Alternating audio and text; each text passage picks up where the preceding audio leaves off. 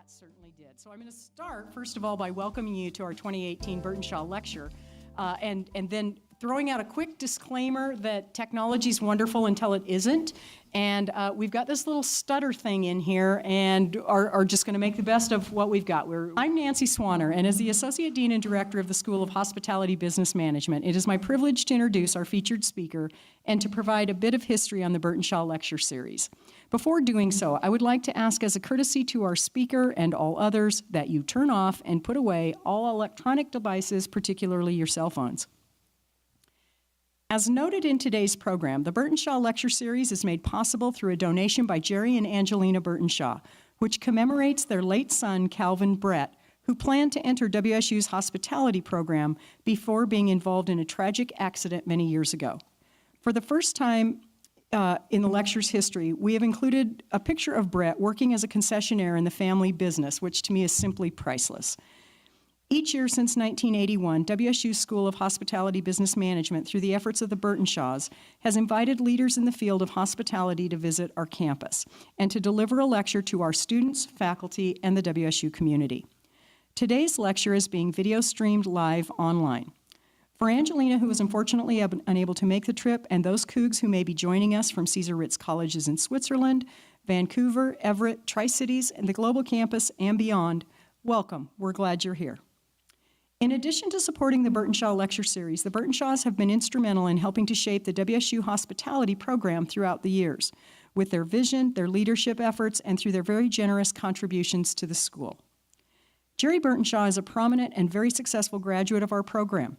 He has received numerous noteworthy honors and awards, including WSU's Alumni Achievement Award, induction into the College of Diplomates of the Educational Foundation of the National Restaurant Association, being named Hospitality Man of the Year by the Washington Restaurant Association, the Dean's Distinguished Leadership Award by WSU's Carson College of Business, and in 2017 was inducted as a member of the inaugural class into the School of Hospitality Business Management's Hall of Fame.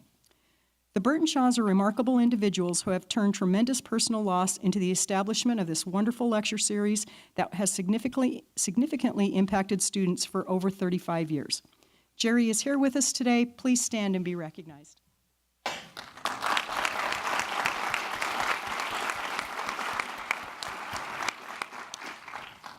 In our audience today are a number of others that I would like to have stand and be recognized. Members of the SHBM Ambassador Team. Officers of our professional student organizations, Sigma Iota, Eta Sigma Delta, PCMA, and the National Society of Minorities in Hospitality. Faculty and staff from the School of Hospitality Business Management and from the Carson College of Business. The very dedicated members of the SHBM Advisory Board. And Dr. Chip Hunter, Dean of the Carson College of Business. Thank you.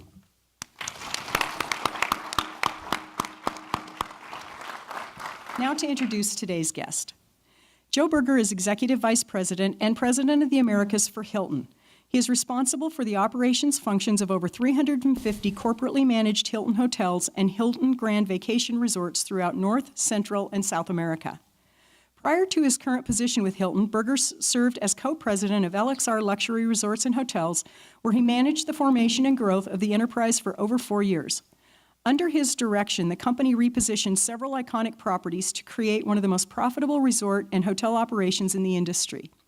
Previously, he also served as president of Prime Hotels, which operated AmeriSuites, Wellesley Inns, and other independent full-service hotels. Earlier in his career, Berger served as managing director of the world-famous St. Francis Hotel in San Francisco and previously held positions as area managing director Northeast for Starwood Hotels and Resorts, as well as general manager of both the Westin William Penn in Pittsburgh and the Fairmont Hotel in San Francisco. He has also worked internationally, both in hotel operations and finance with Marriott in Vienna, Frankfurt, Munich, and Warsaw. He is a native of Virginia, and Berger now resides in Florida with his family.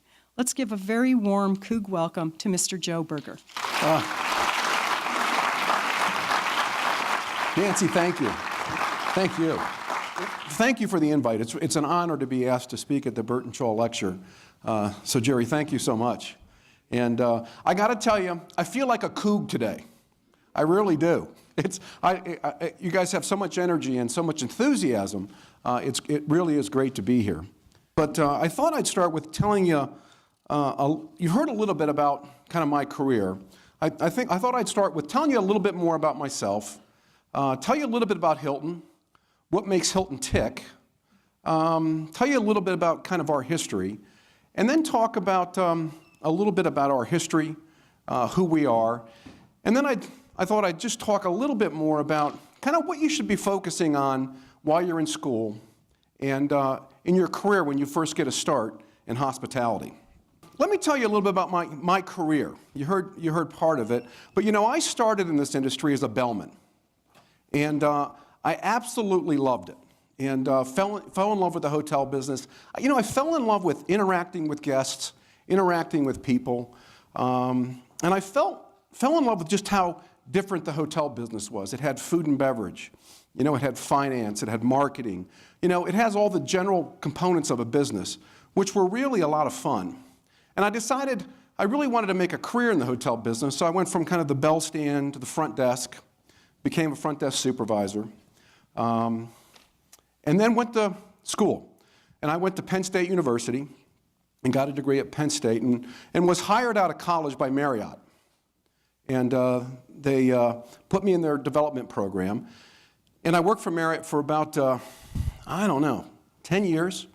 And I had a great career with Marriott, really enjoyed it. And as I thought about the business at that time, I thought it was important that I get some international experience. And I volunteered to go overseas and work at our hotels in Vienna, Austria, and in Munich and Frankfurt a bit. So I got some great international experience. And then from there, frankly, my wife had had enough of living overseas and wanted to come home. And we moved to San Francisco at the Fairmont Hotel in San Francisco, where I worked in finance for a while, then moved back into operations. And just loved the business. But it was a family business and a little different than I was used to at a big corporation. So I looked for another opportunity to kind of, join a major corporation again and joined Westin Hotels. And worked at Westin for a number of years. And I worked as the area manager I worked as the general manager for the Pittsburgh William Penn, was a Westin hotel. And we had an area in the Northeast and the Southeast. And had an opportunity to go back to San Francisco. And I had an opportunity to manage the St. Francis Hotel, which is an iconic hotel in San Francisco, and an opportunity to really run what we call supertanker hotels in our business. And I'm sure you've heard that term before. And I went to San Francisco and just loved being in San Francisco, running a big hotel.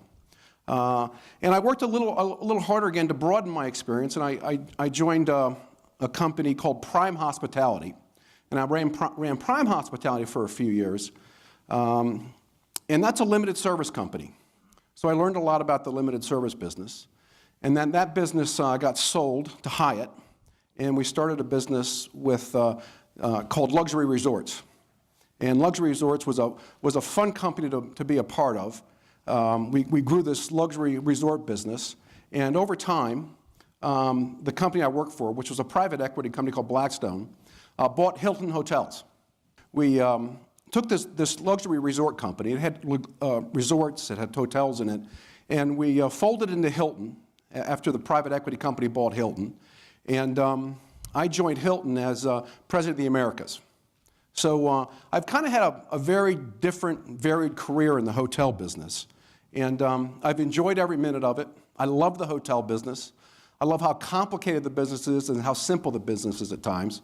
And I love the art and theater of food and beverage. And it's been a fun ride. It really has. And so that's kind of my story. And now I thought I'd tell you a little bit about Hilton. And Hilton today, we're on the brink of our 100th anniversary. And we're one of the largest and fastest growing hotel companies in the world. Today we have over 5,200 properties with almost 900,000 rooms. and we operate in 105 different companies. Now today we have 14 brands, and these are the brands, you can see them here. We have Waldorf Astoria, which is our iconic luxury brand that we're very proud of. And we have our flagship Hilton brand, which is our kind of our mothership brand and what we're very proud of. And we have 14 brands in each of the different niches of travel, everything again from Waldorf and Conrad of luxury to True, which is our economy brand. And True looks to be one of the most popular, fastest growing brands I think we're going to see in our industry. But the great thing about a company that has all these brands across all these different segments in the hotel business is we have a hotel for every traveler's need. And you'll find Hilton hotels in rural areas today, starting along highways, in major capitals of the world, major resort destinations. So we're in every segment that travelers would like to be in. Now let's take a look back at kind of how Hilton got started. You know, Conrad Hilton was the son of an immigrant from Germany and Norway. And he really wanted to be a banker. And that's what he had his heart set on. And he worked very hard to buy a bank. And it just didn't work out. So he regrouped a little bit and bought a little hotel called the Mobley Hotel in Texas. That hotel ended up being pretty successful, and he was able to buy a number of other hotels. And he kind of grew this small business in Texas. And before he knew it, you know, he had a major high-rise hotel in downtown Dallas. And, you know, our roots were centric Dallas, Texas. And then the Great Depression hit. And it was tough times for Conrad Hilton. He really almost lost all of his hotels. But as he worked through the Depression, he did a great job getting them back. And, you know, by 1940s, you know, Conrad Hilton was very successful again. And he was really able to buy the Roosevelt and the Plaza Hotel in New York City. And all of a sudden, Hilton was a coast-to-coast hotel company in the United States. And then in 1946, Hilton joined the stock exchange and became a listed company on the New York Stock Exchange. And 46 was a big year for the company because that was also the year we had our first international hotel, which is the Caribe Hilton, which is still operated today and is still the fun place and a great destination it used to be. And you know, the Caribe Hilton is the first hotel that developed the pina colada. And we have a lot of those. You know, we have the first hotel that developed the brownie was the Hilton Palmer House in Chicago.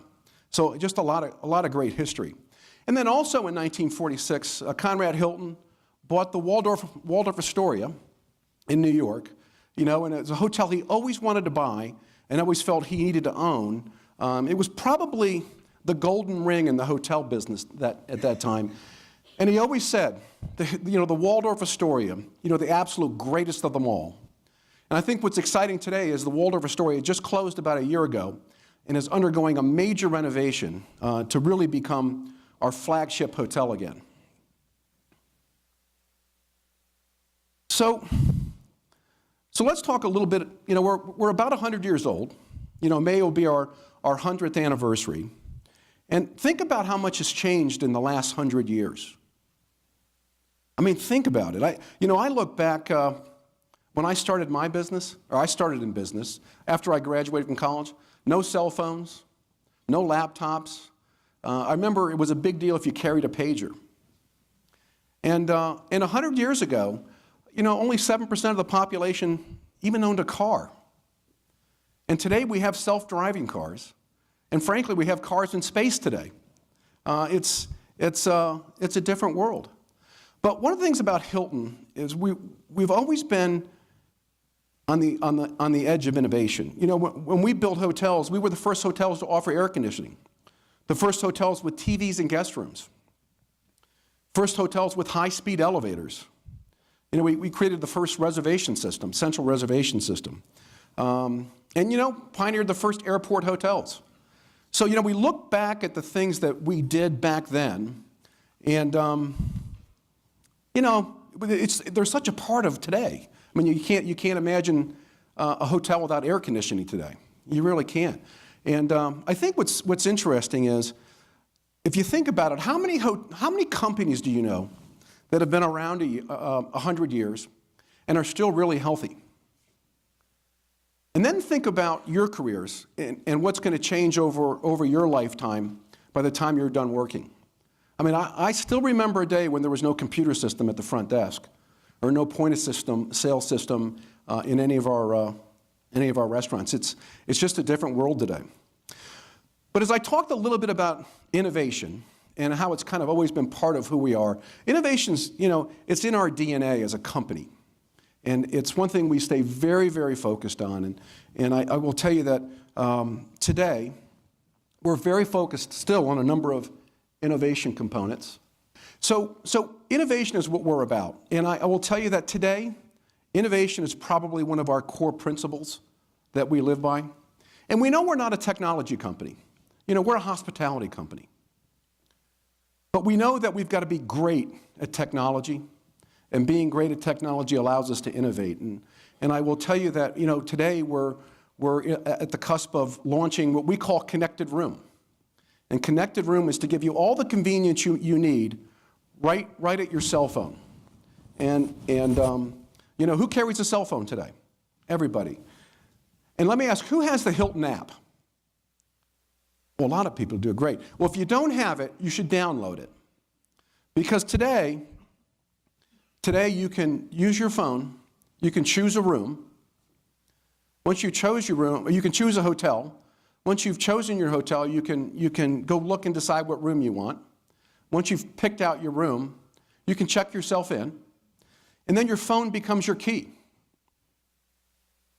You don't have to go to the front desk anymore, which we're excited about because it's going to allow us to deliver better hospitality, and I'll talk a little bit about that later. But as we develop innovation, what we're focused on is really innovation to drive guest convenience and improve the guest stay. So we've got our Hilton app, and then inside our Hilton app in a few months is going to be Connected Room. And the great thing about Hilton is we can roll this out at scale. And when we talk about Connected Room, now on your app, you'll be able to set the temperature of your guest room prior to your arrival. You'll be able to set the lighting. You'll be able to actually choose what you watch and put it on the TV. So if you're a big Hulu fan, or if you're a big Netflix fan, you can go ahead and put all that on. You just stream it right from your phone. So we're very, very focused on innovation. We continue to work on what we call 5 Feet to Fitness, and it's a fabulous fitness center in guest rooms. It really is a great growth in our business. It really is. So speaking of growth, I'm going to put my cell phone back away. Today at Hilton, we're adding a hotel a day. Now that's a big number. It really is. And last year, we created 23,000 jobs in our industry. And as we look at our growth, one of the things we're proud of is that we're a global country. And we just opened our 100th hotel in China. We just opened our 200th hotel in Asia Pacific. We just opened our 100th hotel in South America, the Hilton Copacabana Beach. And we just opened our 500th our 500th trading hotel in Asia. In Africa and Saudi Arabia. And we're very focused on our growth as a company in luxury and resorts. And we see that as a key growth component for us.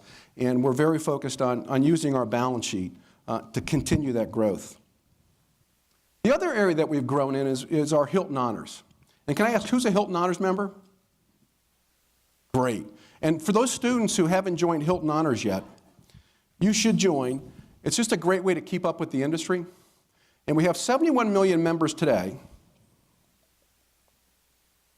And we're trying to take that number to 250 million members today.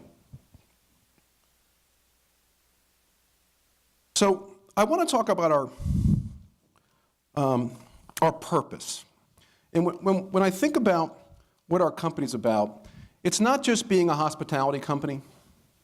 You know, Conrad Hilton, when he started Hilton Hotels, he really believed that the hotel business could help change the world and spread the light and warmth of hospitality across the globe and help us all understand each other a little bit better. So I'd like to just play a quick video if I could, and then I'll talk a little bit more about purpose.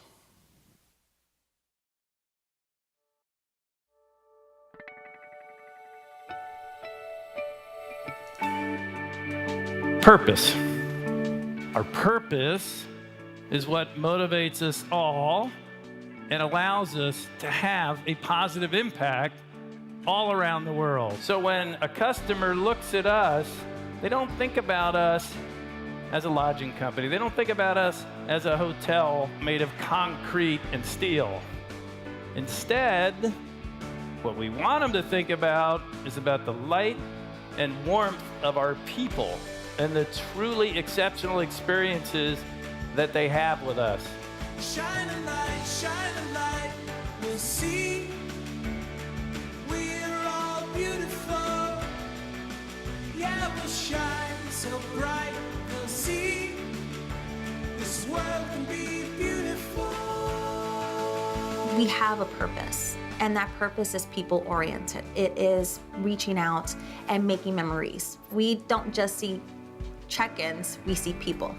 We don't see guests, we see friends. I want to create those memorable experiences for them. And it's not just earning money, it's making the people happy and earning guests. Because if I see a guest smile, that makes my day.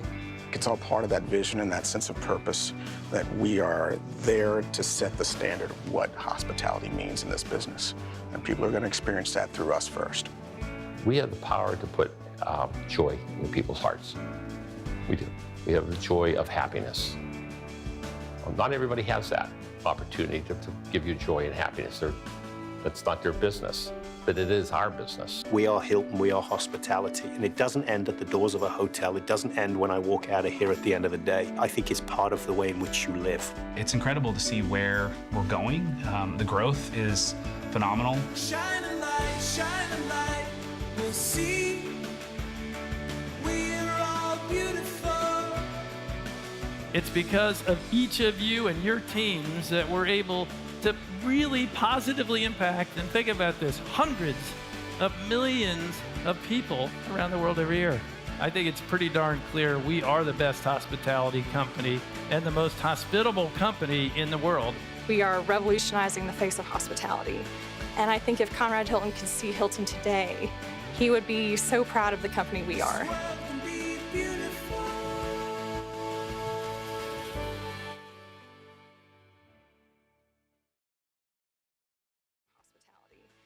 I think if Conrad Hilton could see Hilton today, he would be so proud of the company we are.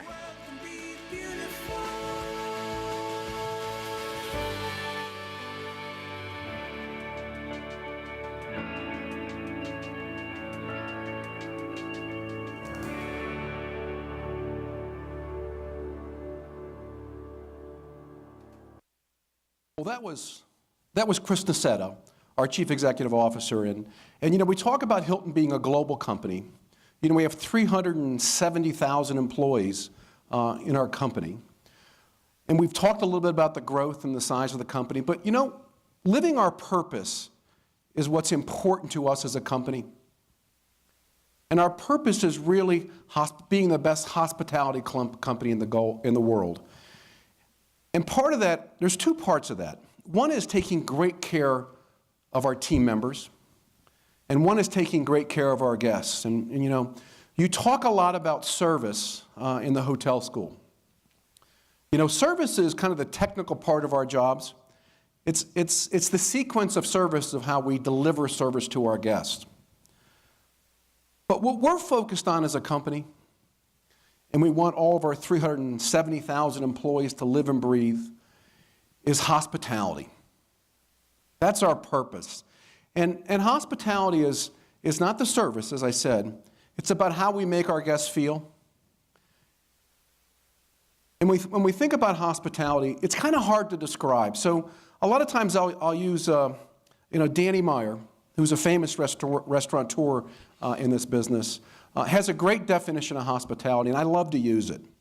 And really, when you think about it, think about when you're going to your grandmother's for Thanksgiving. And if you're not an American, where you're going to your family's for a special event. But let's think about Thanksgiving. Your grandmother spends weeks getting ready. She's prepping. She's thinking about all the things that she can do to make you feel loved, warmed, welcome, and you're going to have a good time. And she does a lot of prep. And then when you get there, it's that big hug and that excitement about how she makes you feel. And everything she put into a great Thanksgiving day and dinner, she put a lot of love into it. That's hospitality. It's about how we connect with our guests, and that's our purpose as a company. And we want all of our team members delivering hospitality, and we focus on it. But part of delivering hospitality as a company is we got to take great care of our people, and it's a big focus of ours. We want all of our team members to be valued. We want them to be cared for, and we want them to have a voice. And frankly, having a voice is a big part of the innovation we've seen as a company, because our team members tell us as much about what we need to do as our guests. So that's a little bit about our purpose and who we are as a company.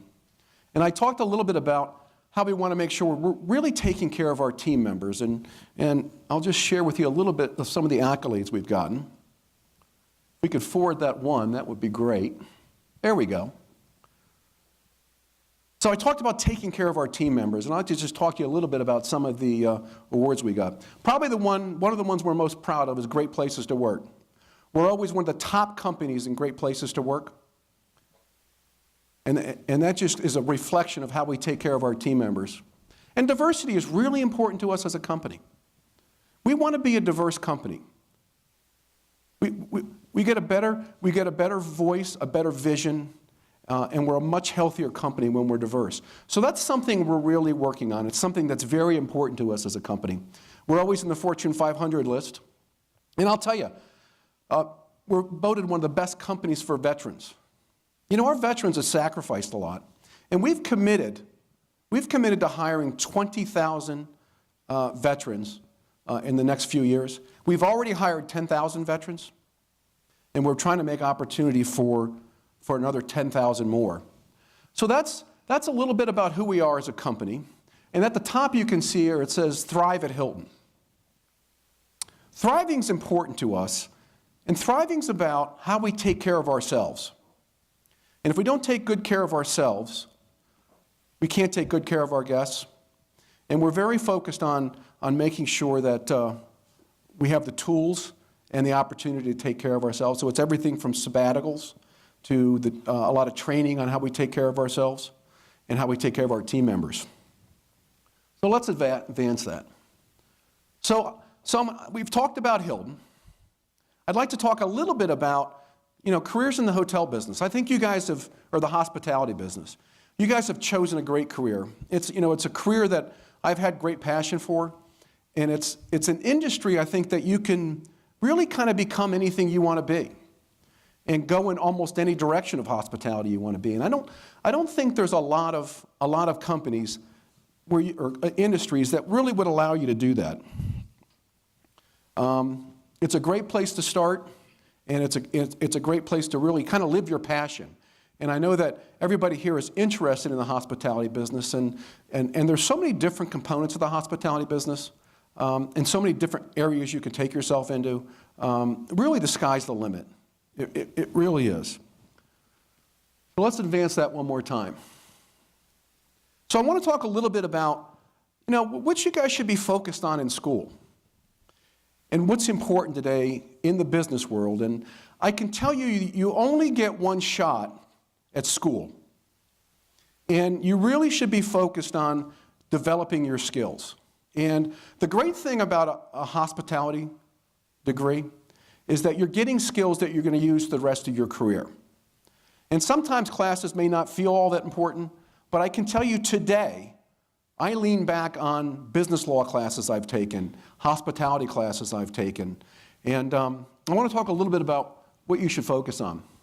One of the things you should focus on in school is let's make sure you're really developing your critical thinking and analytic skills. So a lot of times you're working on projects, they're for a reason, because you should be focused on your critical thinking and analytic skills. I can't tell you how much you're going to use them every day, day in and day out. And really work on your hospitality skills. You know, I think sometimes for us, because you have a passion for this business, hospitality kind of strikes you as, it's common sense. But it's not common sense. It really isn't. Hospitality skills are about great training and great intuition, and it's something you develop over time. And think about when you go have a great hospitality experience. Just think about how complicated it was and how much different it was than the average experience you got. A lot goes into it. And this is your one chance in school to really start sharpening those skills and building a great foundation for hospitality schools. And here's one. Take some real estate courses. And I know that they would be electives, but take a few real estate courses, because I will tell you today, particularly the hotel business is owned by institutional investment companies. So whether it's private equity, banks, they're big businesses, and they're run by, when I say institutional, they're run by financial institution companies. And frankly, hotels and restaurants today are a real estate class. They're a section of the real estate business, and you got to know how to speak that language and know what's important in that sector of the business. So that's not the soft stuff. Sometimes we talk a lot about soft stuff, hospitality skills, but the real estate side is kind of the hard stuff. And really, if you have an opportunity to take a few electives in real estate, you should do it. And your financial courses are just as important. You know, hotels and restaurants and the hospitality business, they're a business. And you've got to know how to run them profitably. And the more profitably you can run them, the more successful you're going to be. So those accounting courses and financial courses that you go through, and those economic courses, they're important. And I'm still amazed today at how often I kind of look back at my time at school and how I still use all those pieces I learned. And you wouldn't think so after 40 years or 42 years, but I still use them today. Okay, public speaking. It's really important. It really is. Almost from the day you begin your job, you've got to develop your public speaking skills. And it gets more important as you go. And you know, I will tell you that you think today that I'm going to start in a few years in my first job, and well, how important public speaking can be. But what we forget is one of the most important components of being a good manager today is being able to train. And training correctly is really about public speaking. And as you advance in your career, public speaking gets more and more important as you go, and you do more and more of it. So work at getting comfortable with it. If you can take a public speaking course, you should take it and continue to work at it. So those are a few things that you should work on while you're in school. And now I want to talk a little bit about your first job and a little bit about your career in the hospitality world. And one is, hey, be really good at your first job. Well, be really good at all your jobs. But sometimes the first job you get isn't quite what you wanted. And sometimes the first job or two you get, they're hard. And they're kind of, you kind of grind through them. But work hard at being good at it, because it sets you up for the next job. And I'm going to come back to that. Next is get diverse experience. You know, I think we're all in a hurry to be the boss.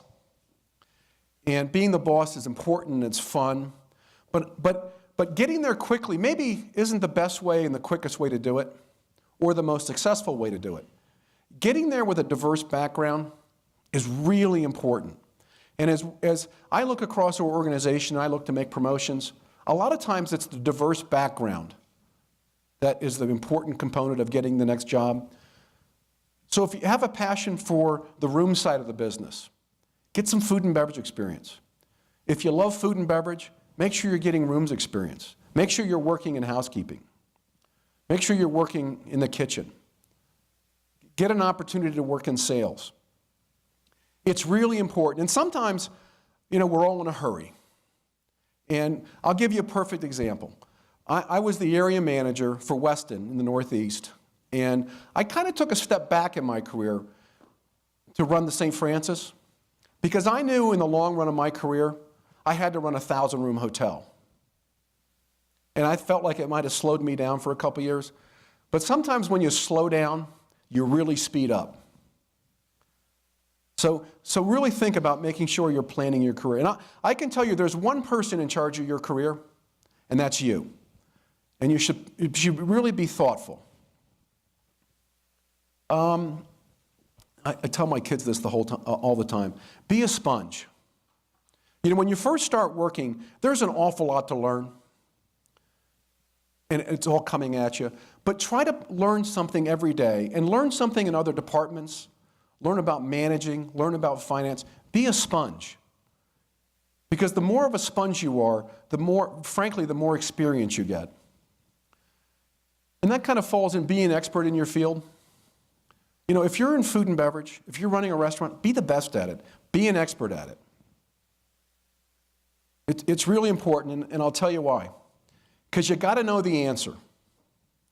And as you get promoted, and as you go further in your career, frankly, you get more and more busy. And it gets harder and harder, and you need to kind of know the answer. And the only way to know the answer is being a sponge and really understanding your business and getting into the details. Because you'll run across things that nobody can solve, and you're going to know the answer because you've been there before. Okay, learning to build great teams and manage people. The one thing that'll never change in the hospitality business, no matter all the innovation we see, is we're a people business. We're a business that only gets delivered by people. And you got to get good at managing people. And I'll tell you, managing people's hard. And it's something you got to work at. And I still remember how hard it was for me to have to coach and counsel my first couple of team members. I was so nervous. I was in a cold sweat. I didn't know what to do. And you got to get good at it. And you got to get good at coaching your teams, training your teams, making sure your teams are energized. Because when they're energized, they're taking great care of your customer and great care of your business. But 70% of our cost in the hospitality business is people. And if that's the case, that's the area you really got to work on, be good at. And see the big picture. Sometimes we all get frustrated by decisions made by the boss or the corporation or the company. And I would tell you, don't be afraid to ask why. And the harder you learn to understand the big picture, the better you can deliver and the faster your career is going to go. And you get, I hate this word they. They decided that. One of my missions in our company is to take the word they out of our vocabulary. So don't be shy about asking why and explain this to me, because I love when our team does that. And once you understand why we've made a decision or the direction the company's going in or why your department had made a decision, it makes sense a lot of times, and then you can really deliver. Okay, relationships are important. Now I want everybody to take a minute and look around the room. Now I can't see very well, but look around the room a little bit, okay? I don't see everybody looking around the room. And this is your team, this is your class, these are the Cougs. And you are going to start your career with this class, and you're going to end your career. Stan Boyd and I, we knew each other 32 years ago. We worked, it's amazing, as big as this industry is, you start your career and you work with each other your whole career. And you're going to start your career with a team at a hotel or a restaurant or somewhere else in the hospitality business, and you're going to finish with each other. So be kind to each other, take care of each other, watch out for each other, because one of the fun parts about this industry is we're all in this together, and we start together, and we see each other through our whole careers. So listen, that's Hilton. We're hospitality. I told you a little bit about myself. I told you a little bit about Hilton and talked a little bit about, what you could look for in your first career. I'd like to, if we could, have a few minutes for questions. And I'll open it up for questions. I'm having trouble seeing because of the lights, but maybe somebody could help. And you can ask me anything. I think our team we have a number of Hilton team members here today, and thanks for coming out. I really appreciate it, but they know that.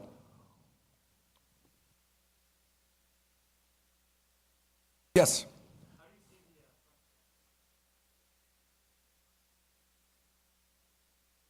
Yep. Great question. So, and I'll summarize this a little bit. So with all this innovation, one being direct to room, how do we see that changing the front desk? And I'm excited about it. I really am. Because I think one of the problems with the hotel business is when we're checking somebody in, all we can do is focus on the computer.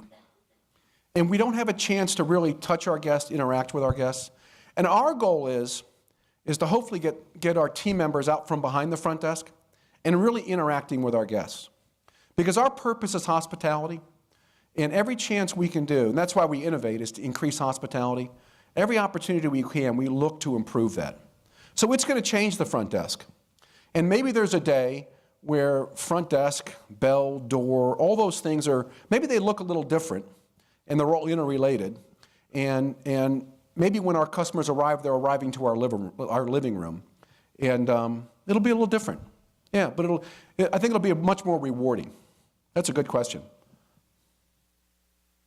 Hi, Joe. Just a reminder to our students, we actually need you to come down to the microphone when you ask your questions because all of your fellow students that are watching on the live stream can't hear you if it doesn't go through the microphone. So we've got one here and one over there. Thank you. Where do you see the hospitality industry going within the next 20 years or the next 100? Well, that's an interesting question. But, I look at the hospitality 100 years ago, and I look at it today, and it looks so different. And I don't know what that looks like, really. I know that it's going to be a lot more convenient. And I think one thing about the hospitality business is, the hospitality, let's think about travel. It's inconvenient. It's uncertain. It's uncomfortable.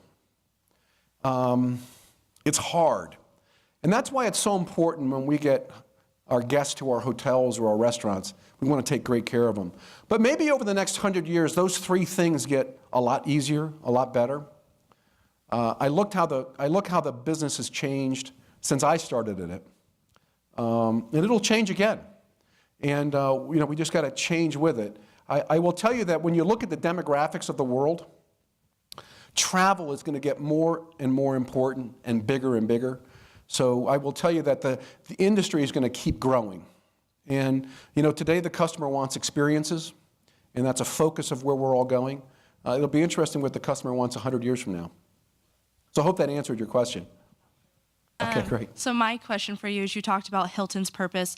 What is your personal purpose and keeps you driving and you're in goals? So what is your purpose overall? My purpose, my real focus is taking care of our team members. And I know that when we take care of our team members take care of our guests, and we have great success. So I will tell you, I spend most of my time really building our culture and focusing on our culture so that we're taking care of our team members. And remember, the hotel business is hard. Nobody chooses to be a steward. Nobody chooses to be a housekeeper. It's really because they have to be.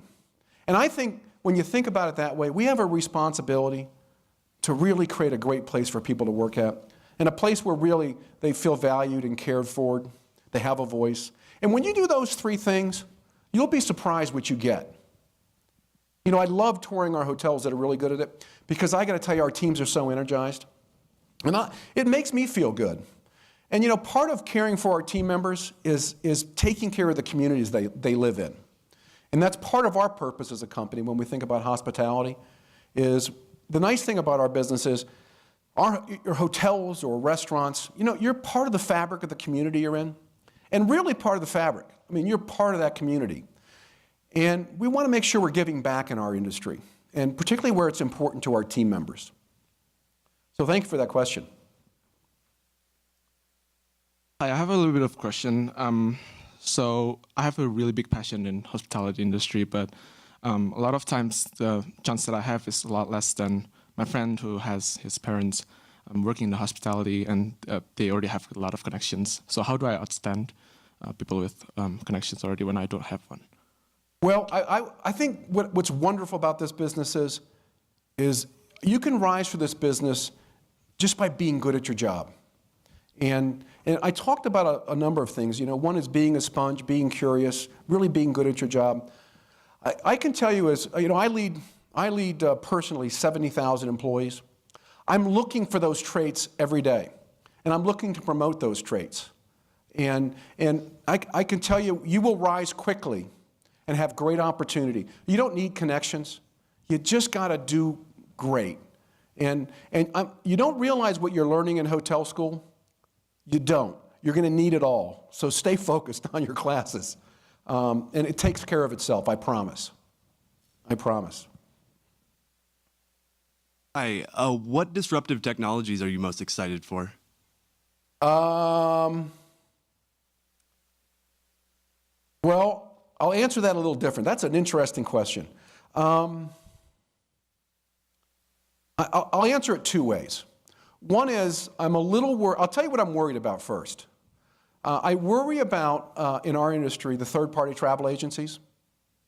And I worry about like the third-party group agencies because they're getting in the middle of our customer. And rather than us having a direct connection with our guests, they're in the middle of it. And all those, you know, the third parties are very important to us. They're an important distribution channel. I think we need to manage them. And I find them somewhat of a disruptive technology. They're really convenient to book through. And I talked a little bit ago about we have 71 million honors members. And this will get to the part that I'm excited about. We have 71 million honors members who really have some loyalty to the Hilton brand. We want to grow that to 250 million pretty quick. Now, we're a global company. That should be a good number for us. But by doing that, we'd like to build a little ecosystem around our honors members. And building that ecosystem kind of puts a force field around all these disruptive technologies. And we want to make Hilton Honors a club. We want you get immediate benefits. You get by far the best pricing. You get free internet. You can use your points now to go on Amazon. Soon you'll be able to buy a beer in the bar or a massage. And the disruptive part I think that we're excited about is standing up a data science team around that and helping us really talk to our customer directly and in a good way and really what they need. So we're looking at a lot of they're not disruptors to us, but they're new technologies. And as we create more and more convenience for our guests, I think that builds another cocoon around them. Thank you. Hi, so in your specific opinion, what would you say is like to take back from like students growing in the hospitality industry that we should remember on a day-to-day basis that's going to help us succeed? I would tell you, I'm going to go back to taking care of your team members. So it's a people business. 70% of the cost of running the business is people. And if that's the case, I would tell you the last thing you should think about at night before you go to bed is how do I take great care of my team? And the first thing you should think about in the morning is how do I take great care of my team? And it's hard because the hotel business goes 24 hours a day, 7 days a week, 365 days a year. We don't stop. And nurturing a team, nurturing a culture takes a lot of effort. It takes a lot of thought. And frankly, sometimes it takes a lot of patience. It can be frustrating. But it's the one thing that I would say you got to really focus on. Hi. First, I want to thank you for coming today. Well, thanks for the invite. So, for those of us who've worked in the hospitality industry already, we know that there were long hours and a lot of labor most times. So what I want to know is, what sacrifices did you have to make for you and your family to get to the position you are in today? Oh, that's a good question. Well, I will tell you, I worked a lot of long hours. And I will tell you that if I had to do it over again, I don't think I'd work as long hours as I did. I don't think we can be super productive past 10 hours a day. And when you heard me talk a little bit about Thrive, that's a big focus of ours. We want our managers and our team members to really have the tools to come back to work rejuvenated. And I will tell you that I ran a company, Luxury Resorts, and over that time frame I missed my kids' whole high school career. And I wish I could get it back and be a little smarter about that. So I don't think we really need to work long hours. I don't know how productive we are, when it's a really long days. Now there's days you got to do it, but I think we got to be better about that as an industry, and I think we're getting way better about that industry. I look back when I started, I worked all the time, and I talked to my kids who were your age. They're not so interested in that anymore. They really want to enjoy themselves when they're not working. So I think it's something we have to work on in industry. It's something we're working on as a hotel company, and you should be able to do both, really.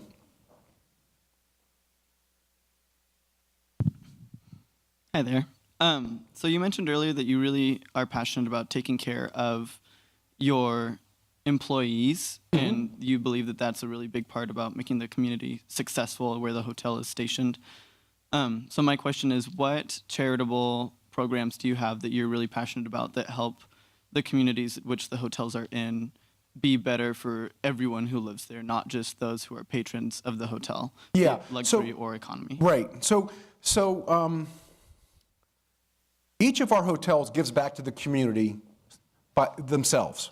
So we have a week of service that's mandatory for every hotel. But I will tell you, our hotels all have a charity. And we like that charity. It's not for our customers, it's for our team members. And it's for the neighborhoods they live in, or the neighborhoods they interact in, or the neighborhoods we're in. And I will tell you, it gives our team members a lot of pride to be a part of that. So that's where we focus that effort. And it's, as I said earlier, it's a big part of our purpose. Thank you. Thanks. Good afternoon. My name is Arjun Garcia. Thank you for coming today. My question, I've noticed that you've changed your career path quite times, and then you've been with other companies. What kind of cultures that you found yourself within Hilton and Hilton Hotels and Resorts, and how does it take place internationally? Oh, say that last part again. I couldn't quite hear it. How do you take that Hilton culture internationally? Oh, okay. So how do we take that Hilton culture internationally? I think I would say that it's something we talk about all the time. I've talked about it enough, and we measure it, and we're pretty focused on making sure, as we measure our team member satisfaction, that we're delivering. And if you're not delivering globally, doesn't matter where you are, you can't stay. That's how important it is. It really is. Thank you. Yes. Hi there.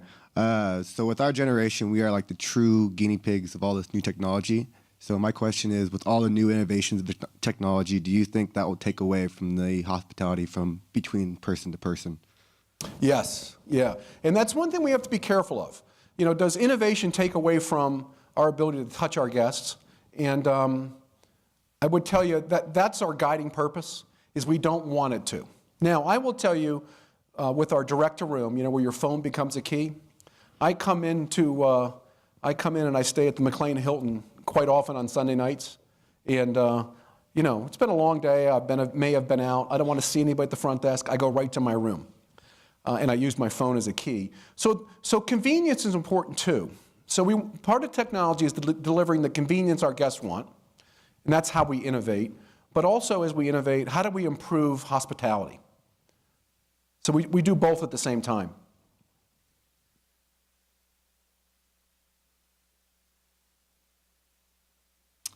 Hi, this is from Nitsi, she's watching via live stream. Oh, great. This is, besides real estate classes, what else would you suggest to prepare for a career in hospitality? Okay, so besides a few real estate classes, what would we should prepare for a career in hospitality? Well, I will tell you, you're getting a great education in hospitality. So I would say on the components that are going to enhance your hospitality degree would be make sure, I'd take a couple accounting courses. I keep going back to this finance thing because it's a business. And we got to be good at the business as well as running hotels. And maybe that's the one thing I do is accounting courses and a few finance courses. And some of those you'll have to do through electives and some are part of your core curriculum. Hi. So once again, thank you for coming today. And I have the question that what help you not to lose your passion in this industry? How do I not lose my passion in this industry? Two things. One is when I go to hotels, our teams are energized, and that gives me energy, and I get excited about that. And two is I love the food and beverage side of the business. I love to see what's new. And the fun thing about our business is you see new things everywhere you go. Doesn't matter where you go. You see new restaurant concepts. You see new bar concepts. You see hotels that do things great. And those things you all just kind of talk about being a sponge. And I see them, and as we all should do, and look for ways to implement them. I just think that's the fun part of the business. I get so excited about seeing new things. And they can be little things, big things. But that's what keeps me going. It really does.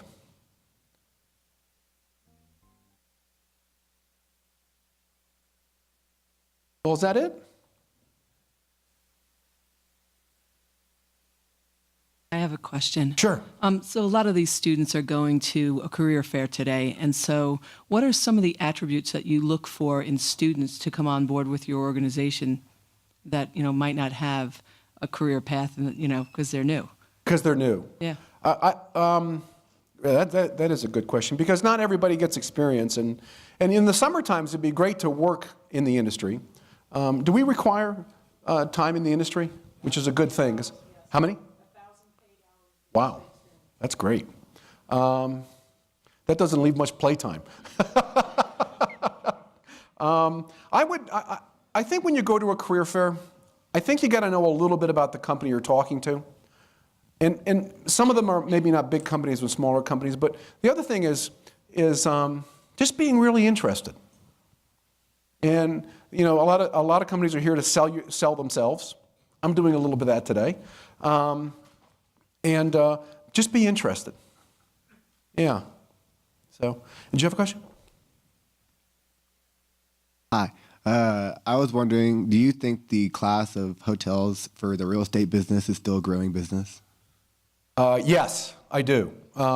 So everybody could quite hear that. Is the hotel business, as a real estate business, continue to grow? It's growing. It's still growing. The full service business is growing a little slower in the United States. We're seeing growth in most parts of the world in the full service business, but so is the focus service business. It's continuing to grow.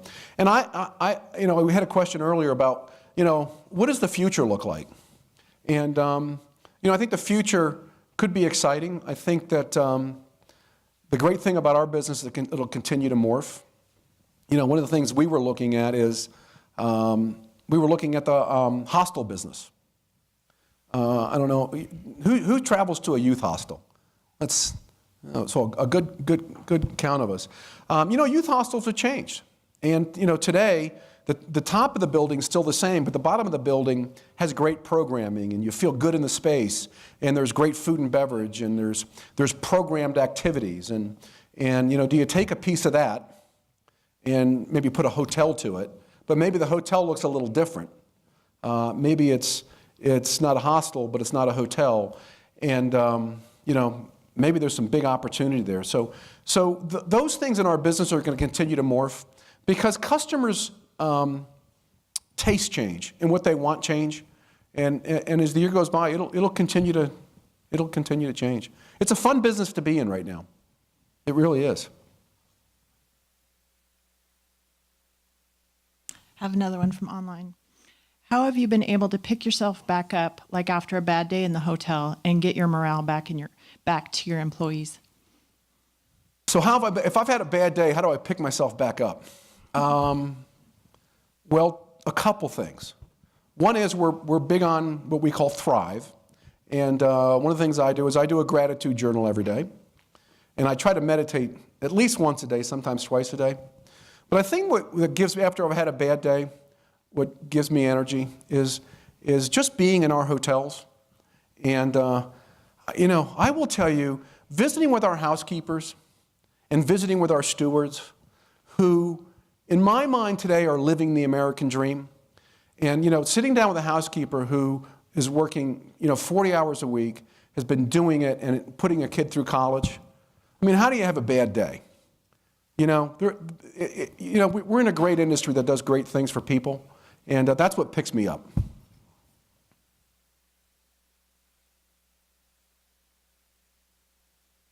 The question that I have, I'm Jenny Kim, one of the faculty members here. Hi, thank you for coming, but okay, let me go into my question very quickly. The question I have, I believe, yes, hotel industry is growing. It has a good future. But at the same time, we have a shared economy concept. A lot of those Airbnb and all that. I've noticed that people use those accommodations a lot. So I think it's gonna be a big threat down the road in the future. So is those Hiltons and overall all the other large hotel companies, are they prepared for that? And how are you, envisioning what's going to be happening? Oh, that is a really good question. Airbnb is it's gotten a lot of press. I'm going to ask again, who stayed in an Airbnb? Oh my God. I got to try it. I haven't tried it yet.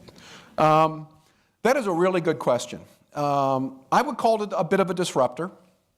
We don't see it really in our space. It is and it isn't. But I will tell you, the world's a souk. The sharing economy is part of who we are today. It's not going away. And we wish one thing about Airbnb. We wish they would just stay in their swim lane. And we wish they would just stay Airbnb. But now they're getting into the legal hotel space, and they have super hosts, and they're really getting out of their space, which I think is too bad. But Airbnb, I think it's a good thing for leisure travelers, and I think it makes the hotel business better. I think it's one of the big reasons that I talked a little bit about our focus on Hilton Honors and building that cocoon around our customers and really having service and experiences that Airbnb can't give you. And we're building brands to kind of compete with Airbnb.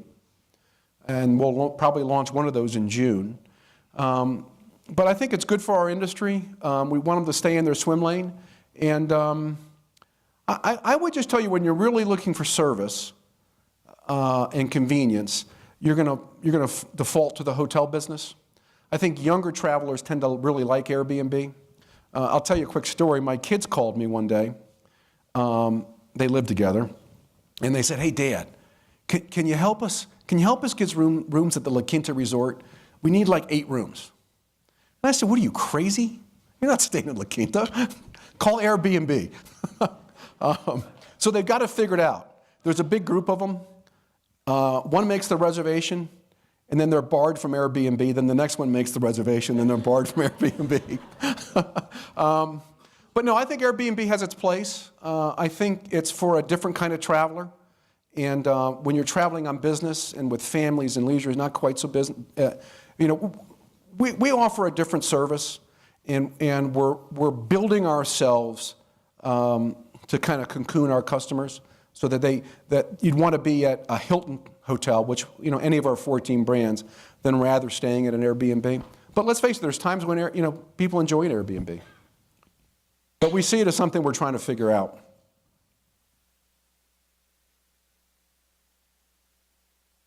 Well, Dean, thank you.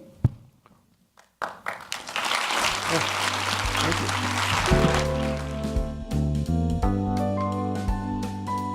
you.